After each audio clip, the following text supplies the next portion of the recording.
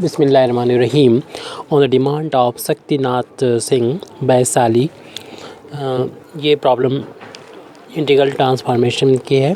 Apply the method of Laplace transform to solve d2y over dt square plus t dy over dt is equal to y, where y at t is equal to 0 and dy over dt is equal to 1 at t is equal to 0. ये दे रखा है हमको. तो इस differential equation को जो हमें solve करना है, यानी d2y over dt square plus t dy over dt is equal to y. ये y जो है वो t का फंक्शन है. इसको हम इस तरीके से भी शॉर्ट मेथड से लिख सकते हैं कि y का ये 2 बार डिफरेंशिएशन है प्लस t इंटू ये y का 1 बार डिफरेंशिएशन है, जिसको हम y डैश से लिखेंगे और इस y को लेफ़्ट हैंड साइड में ट्रांसपोज कर देंगे तो माइनस y हो जाएगा. राइट हैंड साइड में ये 0 बचेगा. अब हम यहाँ पर दोनों साइड जो होगा लाप्लास को लेंगे, लाप्लास ट्रांसफॉर्म को लेंगे. तो उसी चीज़ को हम यहाँ पर लिख रहे हैं. Taking the Laplace transform of both sides of given equation. जो दिया गया इक्वेशन उसके दोनों साइड हम लाप्लास ट्रांसफॉर्मेशन ले रहे हैं. तो लाप्लास ट्रांसफॉर्मेशन यहाँ पर जब अप्लाई करेंगे, पूरे पे लेंगे, तो लीनियर प्रॉपर्टी का यूज़ करते हुए ये सभी पर ऑपरेट हो जाएगा. यानी y double dash plus l Laplace transform of t y dash और minus Laplace transformation of y, और राइट हैंड साइड में ये 0 का लाप्लास ट्रांसफॉर्मेशन जो कि 0 के बराबर हो जाएगा. अब ये वैल्यू और ये वैल्यू सारी लिखना होगी. तो इसके लिए हम पहले फार्मूले आपको बता देते हैं यहाँ पर कि ये कौन कौन से फार्मूले यहाँ पर यूज़ होंगे. तो इसका पहला फार्मूला हम देख लीजिए. किसी फंक्शन के डेरिवेटिव का जो t का फंक्शन होगा उसका लाप्लास ट्रांसफॉर्मेशन लेते हैं. तो इसको हम लिखते हैं ये कि यहाँ पर लाप्लास ट्रांसफॉर्म में p या s का यूज़ किया जाता है. तो ये जो p या s कुछ भी आप लोग जो यूज़ करते हैं वो यूज़ करें. हम तो p यूज़ करेंगे. तो ये f होगा माइनस f0. इसी तरीके से अगर सेकंड डेरिवेटिव है यानी f डबल डैश है तो आप इस फार्मूले का यूज़ करेंगे जो कि हमारे इस प्रॉब्लम में ये है. फर्स्ट डेरिवेटिव तो ऐसा डायरेक्ट नहीं है, उसके साथ t से मल्टीप्लाई है, उसके लिए दूसरा फार्मूला यूज़ होगा. तो हम सबसे पहले तो ये वाला फार्मूला यूज़ करेंगे. अगर डबल डेरिवेटिव है तो जितनी बार डेरिवेटिव उतनी p की पावर. एक बार डेरिवेटिव था तो 1 पावर, सेकंड डेरिवेटिव है तो p की 2 पावर, और उसके बाद यहाँ पर लिखा जाएगा fp और माइनस इसी को देख के अगला टर्म लिख लेंगे. यानी 2 पावर है तो 1 पावर अब की आएगी, और यहाँ पर जो फंक्शन था उसकी वैल्यू t बराबर 0 पर, फिर माइनस इसमें p की पावर अगले में 0 हो जाएगी यानी 1 हो जाएगी पावर, और फिर इसके डेरिवेटिव की पावर t बराबर 0 पे. यानी इसी फंक्शन के डेरिवेटिव की t के रिस्पेक्ट में डिफरेंशिएशन करने के बाद उसकी वैल्यू 0 पर. तो अगर माना कि किसी क्वेश्चन में ये थर्ड डेरिवेटिव हो तो उसके लिए इसको और एक्सटेंड कर देंगे. यही फार्मूला है. यानी 2 बार था तो 2 पावर है, 3 पावर है तो 3 पावर होगी p की, fp होगा. और इसी को देख के समझ जाएंगे कि इसमें से 3 में से 1 पावर कम कर देंगे, p स्क्वायर बचेगा. f एट 0 माइनस p की पावर फिर 1 हो जाएगी, f फिर डैश आएगा. यानी पहले f0 ऐसे ही, फिर 1 बार डिफरेंशिएशन, फिर अगली बार 2 बार डिफरेंशिएशन हो जाएगा. ऐसे अब आप समझ गए होंगे कि कोई भी किसी ऑर्डर का डिफरेंशियल इक्वेशन हो तो इन फार्मूलों को हम लोग अगर अप्लाई कर देते हैं तो ये डिफरेंशियल इक्वेशन को हम चेंज कर सकते हैं. तो इसी तरीके से जब इसकी वैल्यू को हम यहाँ पर जो भी बताया था ये वैल्यू को रखेंगे तो ये वैल्यू हो जाएगी हमारी p square Laplace of sorry इसे हम लोग fp से लिखा है. fp एक्चुअल में लाप्लास ऑफ y है ये. चलिए हम लोग फार्मूले के अकॉर्डिंग लिख रहे हैं. यहाँ पर माइनस हो जाएगा. ये जब भी हमने बताया था फिर इसकी 1 पावर कम हो जाएगी उसी फार्मूले के अकॉर्डिंग. और फिर जो y यहाँ पर जो ही फंक्शन होगा उसकी वैल्यू जो होगी 0 पे निकालना होगी। वहाँ पर एफ टी था और यहाँ पर वाई है, वाई टी होगा यानी, और इसके बाद एक के बाद 0 हो जाएगी और p की पावर 0 हो जाएगी यानी 1 हो जाएगा। और y का डिफ्रेंसीशन जैसा कि अभी हमने फार्मूला पीछे बताया था, लेकिन उसकी पावर 0 पर। ये तो सिर्फ एल वाई की वैल्यू होती है, वो इतना आप याद रखिए। यहाँ पर जो एफ पी है वो किसके लिए है वो आपको पता है। एफ पी का मतलब है यहाँ पर कि लाप्लास ऑफ वाई यहाँ पर है जो हमने अभी यूज़ किया है, और जो भी फार्मूले यहाँ पर बताए थे उसके लिए, इन सभी फार्मूले के लिए एफ पी की जो वैल्यू है वो लाप्लास ऑफ एफ टी होता है।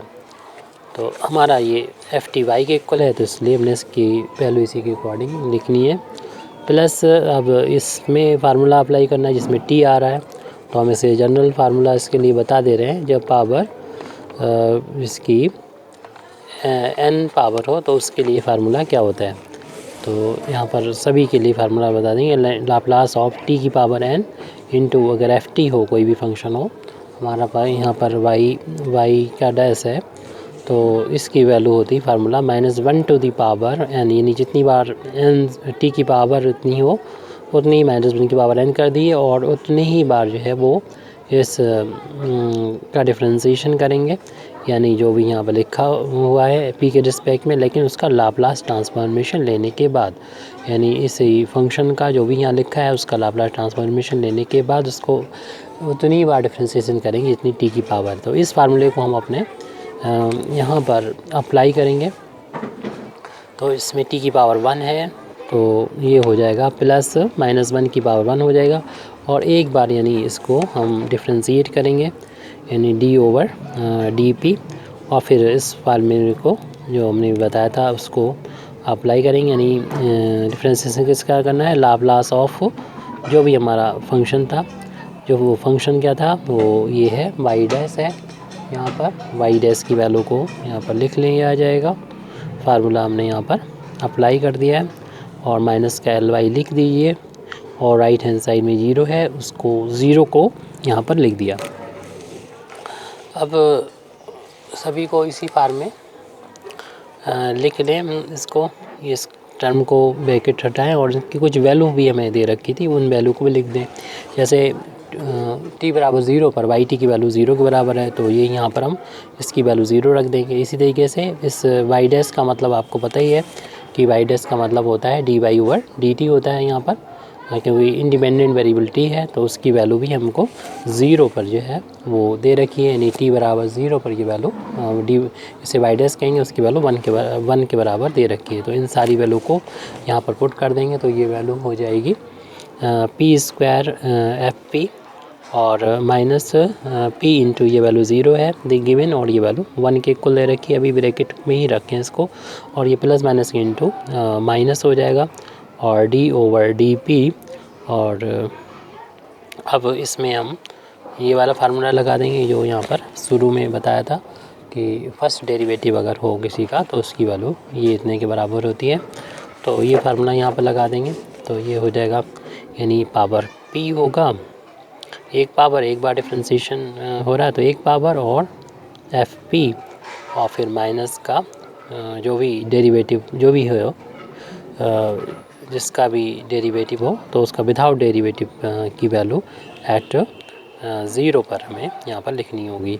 इसे y 0 पर लिखेंगे, जैसा कि हमने यहाँ पर अभी फार्मूले में देखा ये डेरिवेटिव था, लेकिन यहाँ पर डेरिवेटिव देख रहे हैं हट गया है तो इसकी वैल्यू 0 पर लिखनी होती है।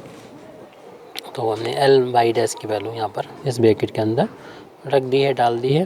फिर लास्ट में ये है लाप्लास लेना है y का, और राइट हैंड साइड में 0 का लाप्लास तो 0 हो गया था वो है।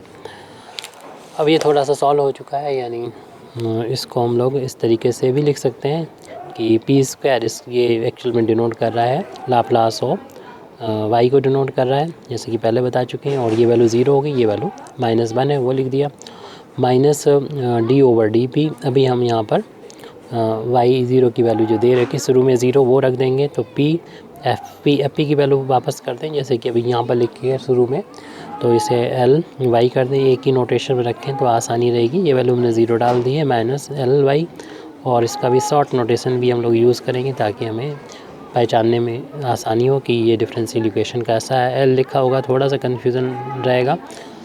तो अभी हम लोग को इसको डिफरेंशिएशन करने और जा रहे हैं।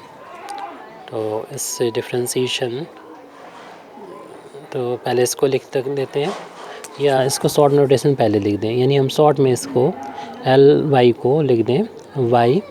जैसे वार का भी इस्तेमाल करते हैं, या कोई डिफरेंस भी जो है कुछ बुक्स में लिख के आता है, तो आपको यहाँ पर जो भी चाहे लगा दें। तो यहाँ पर हम डिफरेंस जिस तरीके से वो आता है उस तरीके से, एक्चुअल में ये वाई के लाप्लास को डिनोट करता है, बस शॉर्ट नोटेशन है। इससे हमें अपने डिफरेंशियल इक्वेशन जो होगा बनेगा उससे इसे पहचान करने में थोड़ी आसानी होगी।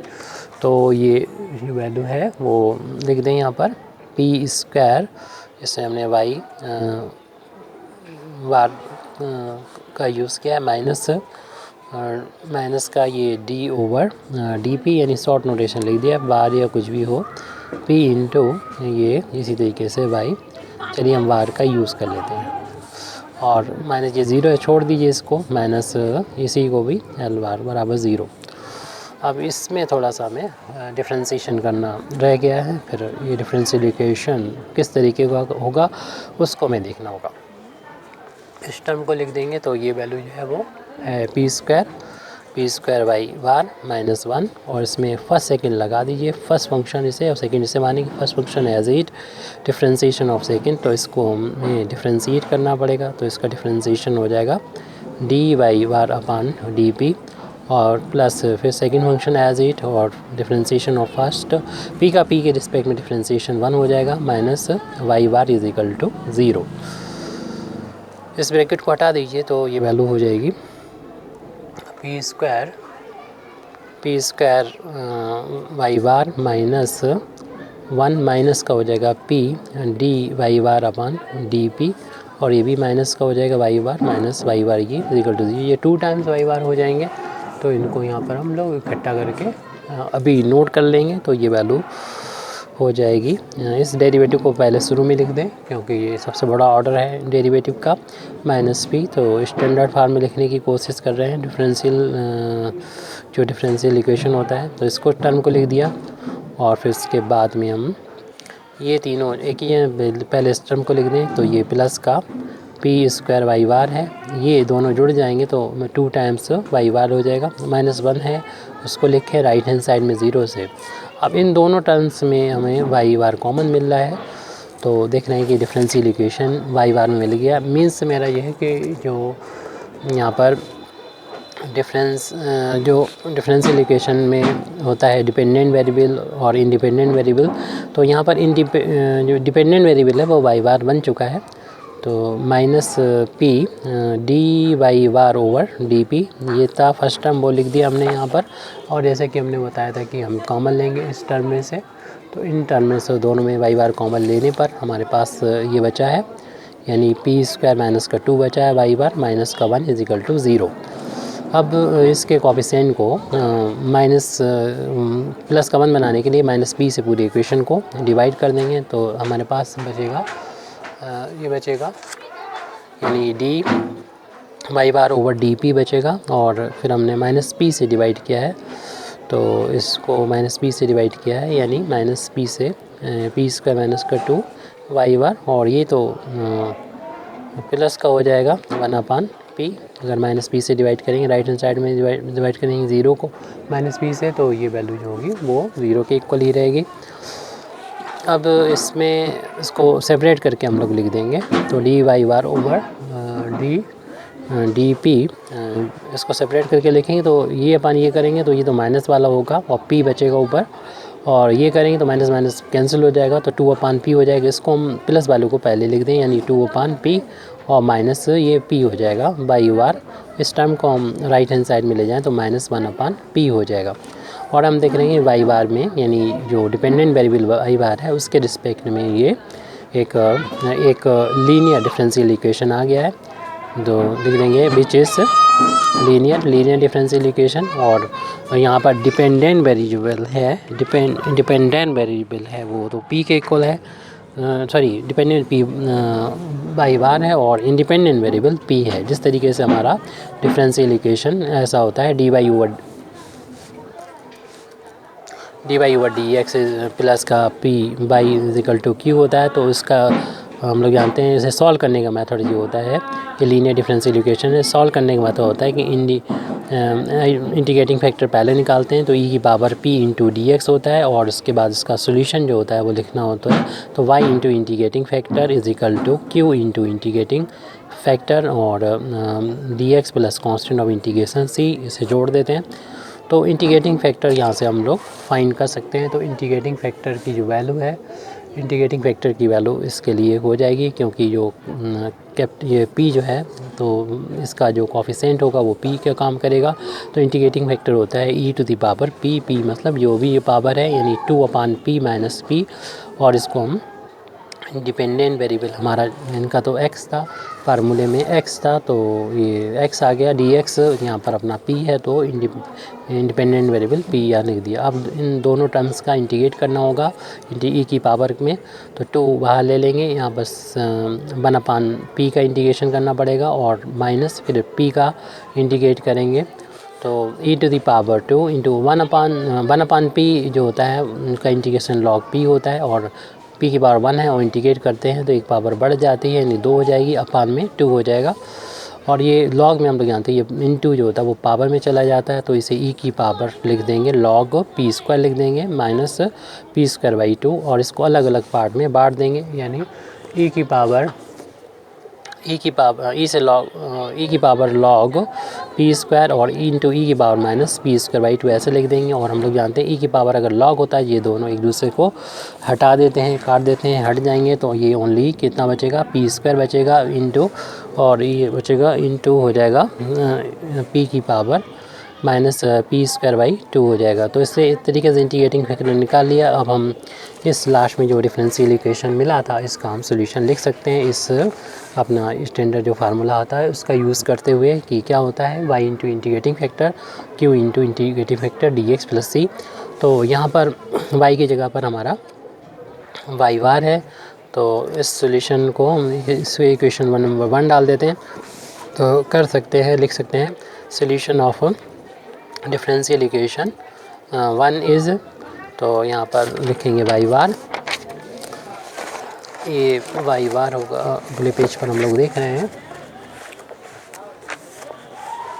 तो वाई बार ये और इंटू इंटीग्रेटिंग फैक्टर फार्मूला पहले लिख देते हैं और इंटू क्यू जो होता है जो राइट हैंड साइड में जिसकी वैल्यू माइनस 1/p है और उसमें इंटीग्रेटिंग फैक्टर से मल्टीप्लाई करते हुए जो हमारा इंडिपेंडेंट वेरिएबल है उससे मल्टीप्लाई डी लिखा जाएगा उसका डेरिवेटिव प्लस का सी कांस्टेंट ऑफ इंटीग्रेशन ऐड की जाएगी, इसकी वैल्यू को फाइंड करना है।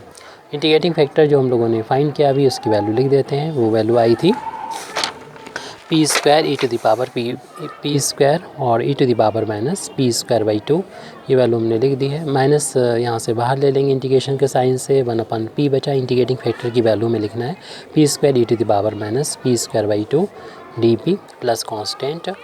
अब इसको इंटीग्रेट करना है, एक पावर p से p कट जाएगी, एक पावर p की बचेगी तो p इंटू ई की power minus p square by 2 d p plus constant of integration. इसको हम एज इट लिख देंगे y bar p square e to the power minus p square by 2।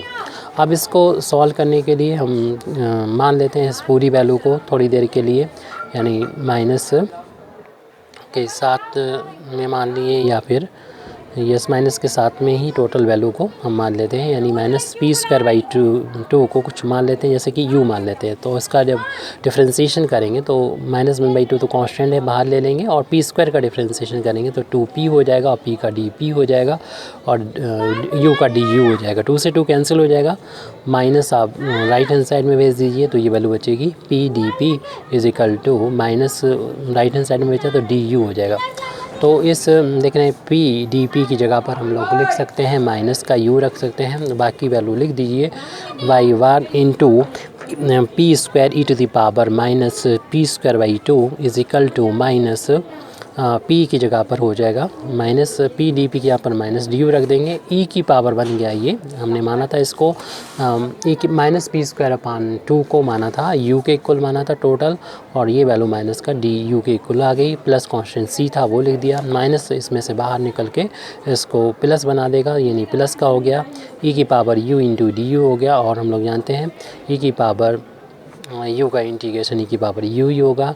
और वाई बार, अब हम यू का काम ख़त्म हो गया, इसने इंटीग्रेशन हमें करना था वो करवा दिया है। अब इसकी वैल्यू को रख दें, इसकी वैल्यू को वापस दे दें। ई की वैल्यू यू की वैल्यू थी माइनस पी स्क्वायर बाई 2, वो हमने यहाँ पर वैल्यू रख दी है। अब हमें अगर वाई की वैल्यू फाइंड करना है, यानी जो हमें गिवन डिफरेंशियल इक्वेशन था उसका सॉल्यूशन फाइंड करना है, तो हमें वाई बार से छुटकारा पाना पड़ेगा, और ये कांस्टेंट से, तो कांस्टेंट की वैल्यू को हम निकाल सकते हैं इस तरीके से। इसे इक्वेशन नंबर 2 डाल दें, और हम जब इसमें देखिए ये जो हम अगर लेते हैं वाई बार की जो वैल्यू होगी, चूँकि ये पी का फंक्शन होता है, वो टेंस टू 0 हो जाएगा। और अगर हम पी को जो होगा इन्फिनिटी लेते हैं, और साथ साथ ये वाला टर्म भी 0 हो जाएगा, क्योंकि ई की पावर जो माइनस इन्फिनिटी होती है वो 0 के बराबर होती है, क्योंकि पी टेंस जब इन्फिनिटी होगा तो ई की पावर माइनस इन्फिनिटी की वैल्यू 0 हो जाएगी, तो ये टर्म भी 0 हो जाएगा, और ये फैक्टर भी इसी लॉजिक से 0 हो जाएगा, और ये भी 0 हो जाएगा।